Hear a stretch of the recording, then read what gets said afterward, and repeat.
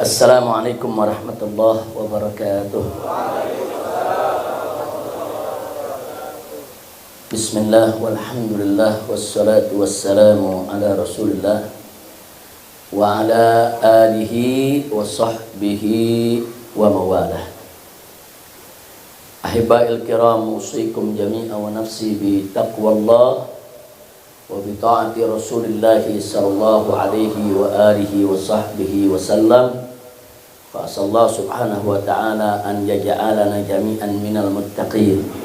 Amin ya rabbal alamin. Ahlan wa sahlan wa marhaban bi duyufina al-kiram. Laqad sarraftumuna wa nawartumuna wa farahtumuna. Nawartumul makan wa saraftumul majlis wa farahtumul qulub. Fa jazakumullahu khairal jazaa. Waffaqakumullahu lin najah wal falah wal istiqamah fid din wad dunya wal akhirah. Amin ya rabbal alamin. Terima kasih kepada semua para tamu, para kiai, para asatid, begitu juga para pemuda yang datang dari berbagai tempat di Majlisud Diyafah, majelis pertemuan ini. Semoga kehadiran Anda semua pada majelis pertemuan ini menjadi penyebab turunnya rahmat dan barakah. Amin ya rabbal alamin. Nah, sebagaimana biasa, sebelum para tamu memperkenalkan diri dan rombongannya, maka terlebih dahulu kita bacakan sebuah hadis dari kitab Riyadhus Shalihin. Hari ini sudah sampai ke hadis yang ke-45. Yang ke-45. Mari kita sama-sama lihat.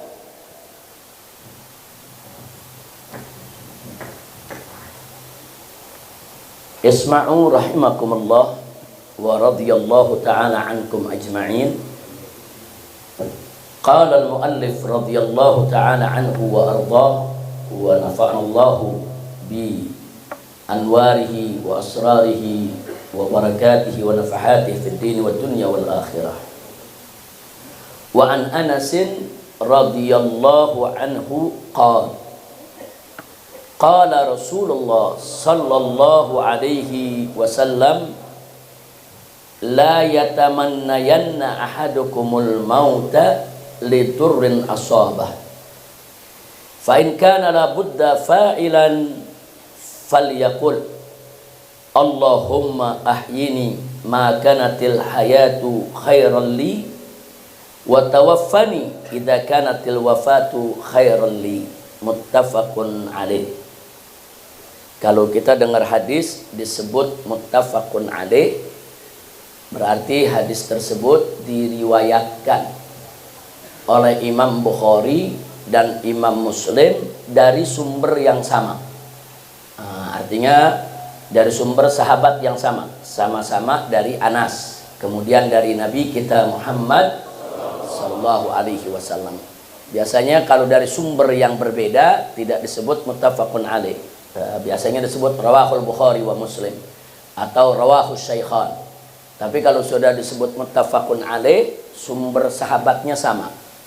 Jadi muttafaqun alaih itu hadis yang terkuat di antara sekian banyak hadis, ya kawan. Alhamdulillah. Nah, sementara yang meriwayatkan hadis ini adalah Anas. Anas ini salah seorang sahabat Nabi yang setia dan banyak meriwayatkan hadis dari Nabi kita Muhammad sallallahu alaihi wasallam, dan beliau termasuk salah satu sahabat yang banyak mendapat perhatian dari Nabi kita Muhammad sallallahu alaihi wasallam.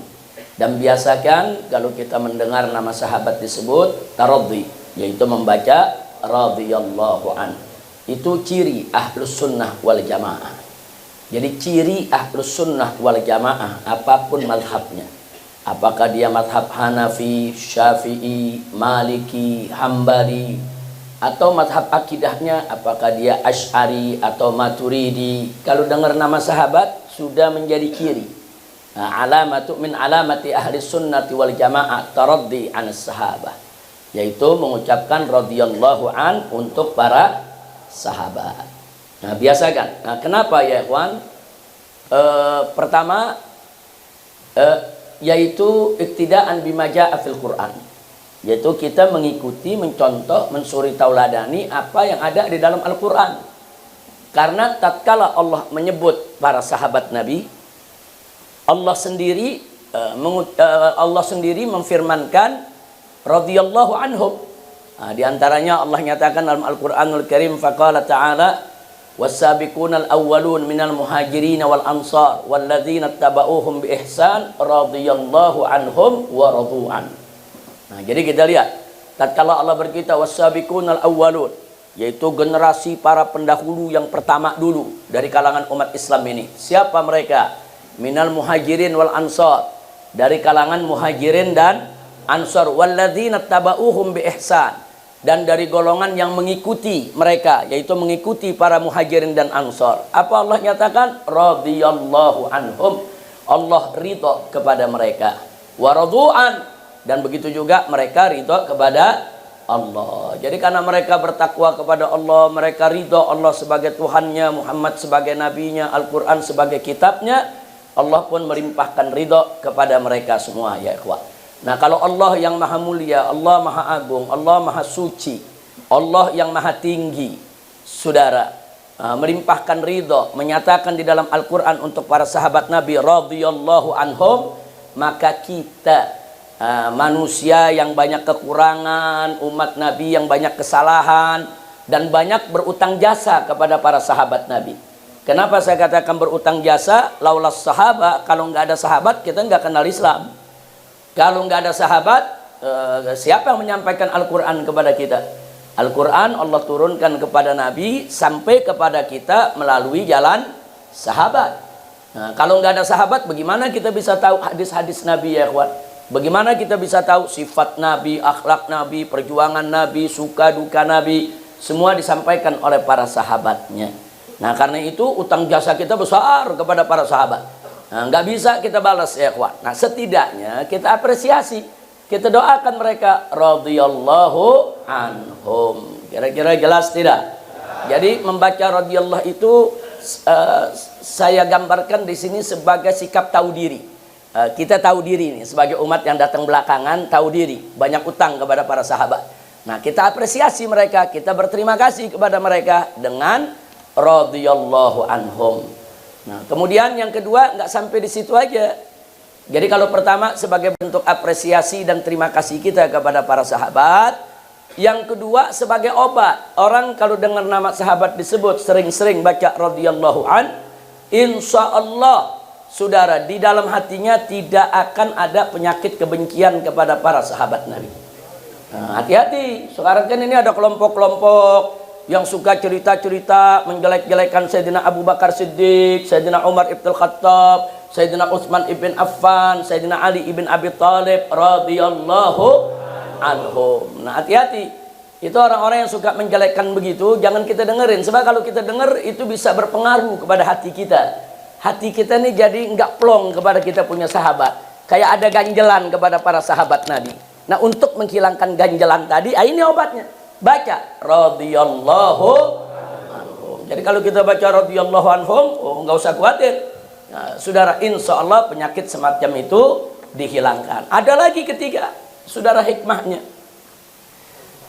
Doa di antara doa yang sangat mustajab manakala kita doakan saudara muslim kita tanpa sepengetahuan dia. Nah, jangan lupa. Nah, jadi tanpa sepengetahuan dia kita doain, ya ikhwan, kita doain. Itu di antara doa yang mustajab. Karena itu pada saat kita baca radhiyallahu anhum untuk para sahabat, sahabat nggak tahu. Saudara, kita doakan para sahabat tanpa sepengetahuan sahabat, maka taraddi kita akan menjadi bagian daripada doa yang digabulkan oleh Allah Subhanahu wa ta'ala. Nah, lalu ada apa dengan pengabulan doa itu? Ada yang menarik, saudara. Dalam satu hadis, saudara, disebutkan hadis sahih, manakala seseorang mendoakan saudara muslimnya tanpa sepengetahuan dia, itu malaikat di sampingnya mengaminkan dan mengatakan, berdoa kepada Allah, ya Allah, walahu mithlah, berikan kepada orang yang berdoa ini seperti apa yang dia doakan untuk saudaranya. Subhanallah. Artinya apa? Kalau kita membaca radhiyallahu an untuk para sahabat, malaikat di samping kita mengaminkan dan menyatakan, ya Allah ridhoi juga dia nih yang doain para sahabat. Nah sekarang saya mau tanya, doanya malaikat gobul gak? Gobul. Kapan lagi kita didoain oleh malaikat supaya Allah ridho sama kita ya? Nah makanya para ulama sufi, saudara, memberikan kita kiat. Nah, apa kiatnya? Mereka katakan, saudara, seperti kalau anda baca di kitab Tajul Arus lil Imam Ibn Athaillah As-Sakandari, di sana diajarkan kita kiat bagaimana caranya doa kita diterima. Karena kalau kita doa belum tentu diterima. Karena mungkin apa namanya, ya makanan kita masih ada yang haram, pakaian kita masih ada yang haram, kita masih kotor ame dosa. Nah, mungkin doa kita nih karena kita banyak kekurangan bisa menjadi penyebab itu menyebabkan doa tidak diterima. Tapi jangan lupa, kata para ulama ini, sufi ini, ada doa yang dikabulkan walaupun kita banyak dosa, walaupun kita ini banyak kekurangan. Doa apa? Doa buat saudara kita tanpa sepengetahuan dia. Doa buat saudara kita tanpa sepengetahuan dia. Doain. Kenapa itu tidak dikabulkan? Karena malaikat ikut ngaminin. Kalau kita doa sendiri, malaikat belum tentu ikut ngaminin. Kita doa nih, minta sama Allah buat diri kita, belum tentu malaikat ikut ngaminin. Tapi kalau kita doa buat saudara kita, malaikat ikut ngaminin. Udah gitu bukan ngaminin saja, sekaligus berdoa supaya kita dapat apa yang kita doakan buat saudara kita. Makanya para ulama sufi mengatakan, kalau kita mau diterima doa kita, kita lagi butuh apa, nah pengen apa dari Allah, doain buat saudara kita, jangan buat kita. Ya Allah beri kemudahan kepada si fulan, padahal kita juga lagi kesusahan. Nah, kita ini lagi kesusahan, cuman kita minta sama Allah supaya kesusahan kita diatasi, takut gak diterima, kita doain buat saudara kita. Ya Allah si fulan lagi susah, ya Allah mudahkan urusannya. Ya Allah si fulan banyak utang, lunasi utangnya. Udah utang kita juga banyak, kita doain ya kan, doain buat orang lain. Nah kata ulama sufi apa? Begitu kita doain buat orang lain, malaikat mengaminkan, amin amin walahum mithlah ya Rabb. Berikan juga buat dia ya Allah, dia juga banyak utangnya, lunasin ya Allah. Dia juga lagi susah, mudahkan ya Allah urusannya. Nah sekarang saya tanya, doa malaikat gobul gak? Nah, kira-kira jelas gak? Ternyata ulama sufi doa pakai strategi juga saudara. Alhamdulillah, bukan perang aja pakai strategi, hatta doa ada strateginya. Doa sendiri belum tentu diterima, banyak kekurangan. Nah, kadang-kadang sholat masih bolong-bolong, takut dia ya ikhwan. Bagaimana? Doain buat saudaranya. Ada saudaranya yang lagi sakit, kita doain saudara, padahal kita juga lagi sakit. Saudara, ada saudara yang banyak utang, kita doain biar utangnya dilunasin. Ah, itu kalau begitu strategi kita, saudara kita yang kita doain digobul berdasarkan hadis Nabi. Saudara, apalagi malaikat mengaminkan, dan apa yang kita minta buat dia, saudara, Allah juga akan berikan untuk kita saudara. Alhamdulillah. Kira-kira jelas gak? Jadi kalau kita baca radhiyallahu an buat para sahabat, itu kan doa. Itu kan doa. Malaikat akan mengaminkan. Terus malaikat bilang apa? Walahu mithlah. Ridhoin juga dong dia ya Allah. Ridhoin. Maka itu penting kita membaca radhiyallahu. Nah, makanya jangan keluar dari ahlus sunnah ya Wan. Ikutin ahlus sunnah. Ahlus sunnah nih mazhab yang indah. Mazhab yang dibangun atas dasar cinta. Bukan atas dasar benci. Bukan. Jadi jangan kita membangun pemikiran kita, mazhab kita atas dasar kebencian, balas dendam, iri, dengki. Jangan. Mazhab Ahlus Sunnah adalah mazhab yang dibangun atas dasar cinta, kasih sayang, saudara, kemudian ketelitian di dalam menggunakan dalil, berhati-hati di dalam berpendapat. Alhamdulillah. Kita lanjutkan. Apa kata Anas dalam hadis ini? Beliau katakan, qala Rasulullah sallallahu alaihi wasallam. Nah, kalau dengar nama sahabat baca radhiyallahu an, kalau dengar nama Nabi baca sholawat. Sholawat dan salam, karena memang Allah yang perintahkan, ya ayyuhalladzina amanu shollu alaihi wasallimu taslima. Hei orang-orang yang beriman, berselawatlah kamu sekalian dan berikanlah salam untuk Nabi kita Muhammad sallallahu alaihi wasallam. Ini perintah Allah. Makanya selawat itu buat Nabi termasuk rukun sholat. Nggak sah sholat tanpa selawat buat Nabi ya kawan. Nah sekurang-kurangnya kewajiban selawat itu pada saat kita melaksanakan sholat, saudara. Nah di luar sholat biasakan. Kalau kita nyebut nama Nabi atau dengar nama Nabi atau baca nama Nabi ditulis, saudara, atau nulis nama Nabi, saudara, biasa kan baca sallallahu alaihi wasallam. Mau ditambah dengan keluarga boleh, sallallahu alaihi wa alihi wasallam. Mau ditambah lagi dengan sahabat boleh, sallallahu alaihi wa alihi wa sahbihi wasallam. Boleh, yang mana aja kita pakai boleh. Itu thariqah ahlus sunnah wal jamaah. Jangan dipertentangkan, jangan. Yang pakai keluarga boleh, yang pakai sahabat juga boleh. Saudara, silakan. Tidak usah dipertentangkan, karena 3 sighah tersebut ada 3 sighah yang diajarkan di kalangan ahlus sunnah wal jamaah. Baik, mari kita lanjutkan. Hadis yang kita baca ini hadis yang ke-45 di kitab Riyadhus Shalihin. Di sini Nabi kita Sayyiduna Muhammad sallallahu alaihi wa alihi wasallam, beliau mengatakan, la yatamannayanna ahadukumul maut. Jangan sekali-kali ada orang di antara kamu yang berangan-angan atau mengharapkan kematian. Kematian yang bagaimana? Lidurrin asabahu.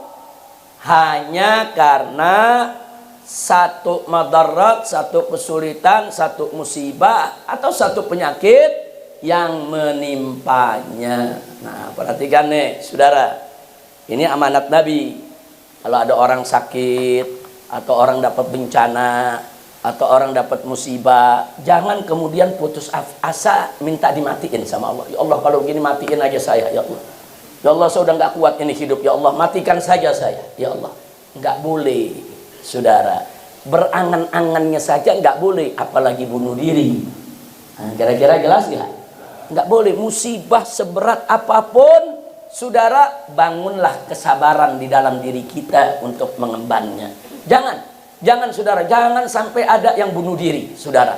Hanya karena nggak dapat kerjaan, istri lapar di rumah, anak lapar, putus asa, istri anak diajak bunuh diri, saudara. Nggak boleh, haram.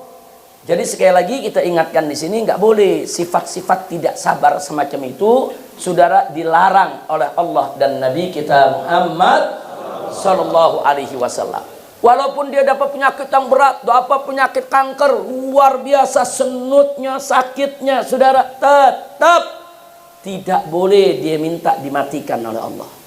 Silakan minta yang sehat dari Allah, minta disembuhkan, minta, jangan putus asa. Jangan pernah minta mati. Kira-kira jelas tidak? Nah, tapi sungguh pun begitu Nabi tahu. Tapi memang ada manusia-manusia kan yang sabarnya kurang, saudara. Yang sabarnya nih artinya tidak seperti orang-orang yang soleh, ulama, aulia, saudara. Nabi tahu. Akhirnya apa kata Nabi berikutnya? Fa in kana la budda fa'ilan. Andai kata memang harus juga dia melakukan itu, saking dahsyatnya bencana yang dia dapat, saking luar biasanya penyakit yang dia dapat, juga nggak tahan. Kalau memang dia harus minta mati juga lah. Nah, Nabi kasih jalan, baiklah. Kalau memang terpaksa harus minta juga, Nabi ajarin doanya. Doanya jangan minta, ya Allah matiin saya, jangan.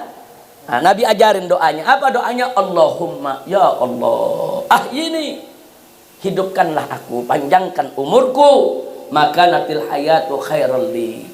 Selama kehidupanku ini menjadi kebaikan untukku. Kemudian berikutnya watawaffani, dan wafatkan aku ya Allah, matikan aku ya Allah, cabut aku punya nyawa ya Allah. Idza kanatil wafatu khairal li. Andai kata kematian itu lebih baik untukku. Nah, jadi kita nggak ngatur Allah, kan yang tahu baik nggak baiknya kan Allah ya Allah. Bisa jadi justru penyakit kita itu tadi yang terbaik buat kita. Gara-gara kita sakit, dosa seumur hidup kita Allah ampuni. Gara-gara kita sakit, kesalahan seumur hidup kita Allah hapus. Gara-gara kita sakit, kita jadi banyak ingat Allah. Padahal sebelum sakit, saudara nggak pernah ingat Allah. Sholat juga enggak, puasa juga enggak. Begitu sakit, jadi dekat sama Allah. Sholat dia nggak tinggal, puasa dia nggak tinggal. Ada yang seperti itu ya ikhwan. Kemudian makin banyak berzikir kepada Allah. Bisa jadi dia sakit lebih baik bagi dia untuk akhiratnya daripada saudara dia hidup dalam keadaan tidak sakit. Yang tahu itu siapa? Allah. Allah yang tahu, oh ini hambaku yang ini nih, kalau dimatikan lebih bagus buat dia. Karena kalau dia hidup, akhirnya ngeluhnya makin banyak. Lama-lama akhirnya nyalain Allah, jadi kufur kepada Allah. Nah, Allah maha tahu, yang tahu begitu siapa?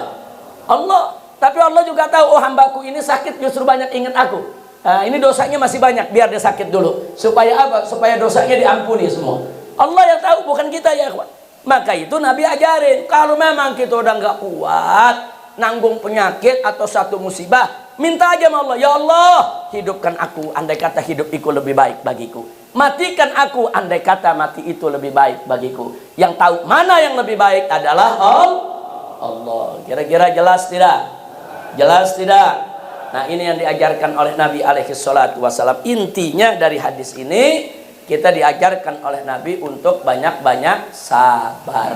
Dan saya sudah ulang berkali-kali di majelis pertemuan ini, sabar tidak ada batasnya ya ikhwan.